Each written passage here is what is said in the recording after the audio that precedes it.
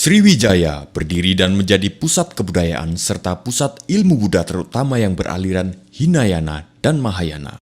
Sriwijaya adalah kerajaan besar Nusantara yang kekuasaannya tersebar sampai ke Kamboja. Majapahit adalah kerajaan besar setelah Sriwijaya. Majapahit berasal dari nama buah maja dan rasanya yang pahit. Buah itu ditemukan anak buah Raden Wijaya. Kejayaan Majapahit mencapai puncaknya pada masa Raja Hayam Wuruk dengan mahapatihnya Gajah Mada. Gajah Mada mengucapkan sumpah palapa, semacam perjanjian untuk tidak bersenang-senang sebelum mempersatukan Nusantara. Laksamana Cheng Ho melakukan pelayaran ke Nusantara.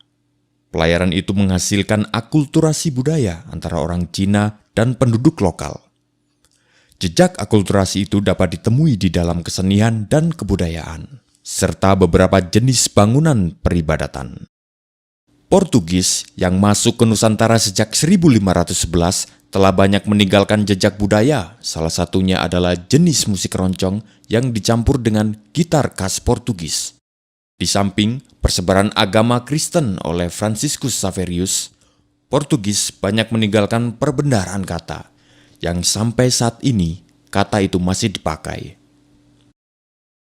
Pada tahun 1595, Belanda pertama kali melakukan pelayaran ke Hindia Timur dengan 4 kapal dan 249 awak kapal, di bawah pimpinan Cornelius de Houtman.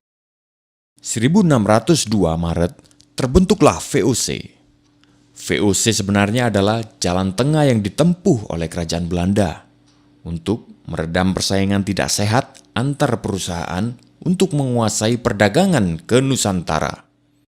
Setelah berdiri selama 198 tahun, pada 1 Januari 1800, VOC secara resmi dibubarkan. Pembubaran VOC ini disebabkan oleh banyak hal, salah satunya adalah korupsi di dalam VOC sendiri. Melalui perjanjian Kew, Belanda menyerahkan kekuasaan bekas jajahannya ke kerajaan Inggris. Kemudian Thomas Stamford Raffles dipilih menjadi perwakilan Inggris di Jawa. Ia kemudian menulis buku yang fenomenal, yaitu History of Java. Pada tahun 1825, Perang Pangeran Diponegoro berlangsung dan berakhir pada tahun 1830. Diponegoro datang dalam sebuah perundingan yang digagas Belanda. Namun, beliau kemudian ditangkap dan diasingkan ke Manado lalu dipindah ke Makassar hingga wafat. Mei 1908, berdirilah organisasi modern pertama yang didirikan oleh Dr. Sutomo, Dr. Cipto Mangunkusumo, Dr. Rajiman Wediodiningrat, dan Dr. Wahidin Sudirohusodo. Organisasi itu bernama Budi Utomo. Sarekat Dagang Islam didirikan pada tahun 1910 oleh Tirto Di Suryo. Sebelumnya, pada tahun 1903, ia berhasil mendirikan surat kabar pertama dengan nama Sunda Berita, yang didanai dan dijalankan oleh orang pribumi. Tahun 1911, Haji Samanhudi, seorang pedagang batik dari Surakarta, mendirikan Sarekat Dagang Islam di Surakarta. Di Surabaya, HOS Cokroaminoto mendirikan cabang dan segera menjadi besar dan meluas di bawah pimpinan Cokroaminoto.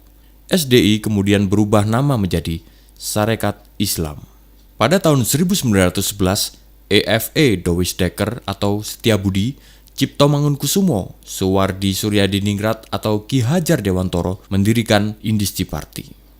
Tahun 1912, Kiai Haji Ahmad Dahlan mendirikan organisasi Islam modern pertama, yaitu Muhammadiyah atau Jalan Muhammad. Organisasi ini memberikan pengaruh besar hingga saat ini. Pada tahun 1927, tanggal 4 Juli, Soekarno dan Al-Gemini Study Club mendirikan Partai Nasional Indonesia. Munculnya organisasi adalah penanda bagi perjuangan yang mengedepankan nasionalisme. Puncaknya adalah Sumpah Pemuda, Oktober 1928. Tokohnya adalah Muhammad Yamin. Pada bulan Maret 1942, Jepang menangkap Gubernur Jenderal Belanda. Saat itu pula runtuhlah kekuasaan Belanda. Jepang masuk dengan slogan Saudara Tua, Cahaya dari Timur. Bulan Maret 1945, Jepang membentuk Badan Penyelidik Usaha Persiapan Kemerdekaan Indonesia sebagai upaya pemberian kemerdekaan. 1 Juni, Soekarno mengemukakan dasar negara Pancasila, 5 dasar yang akan menjadi falsafah resmi Indonesia merdeka. 15 Agustus, Jepang menyerah tanpa syarat setelah sekutu membom Hiroshima pada 6 Agustus 1945. Pada saat itu terjadi kekosongan kekuasaan karena sekutu yang mengalahkan Jepang tidak melakukan penaklukan terhadap Indonesia. Sementara itu Jepang masih berkuasa, namun telah menyerah. 16 Agustus, Soekarno-Hatta diculik para pemuda dan dibawa ke Rengas Dengklok. Para pemuda mendesak Soekarno-Hatta untuk segera menyatakan kemerdekaan. Tanggal 17 Agustus, dibacakanlah proklamasi yang dirancang Soekarno dan beberapa tokoh di rumah Soekarno. Dikibarkanlah bendera merah putih yang dijahit oleh Ibu Fatmawati, istri Soekarno. Hal-hal yang mengenai pemindahan kekuasaan dan lain-lain diselenggarakan dengan cara saksama dan dalam tempo yang sesingkat-singkatnya. Jakarta, 17 Agustus 1945, atas nama bangsa Indonesia, Soekarno-Hatta.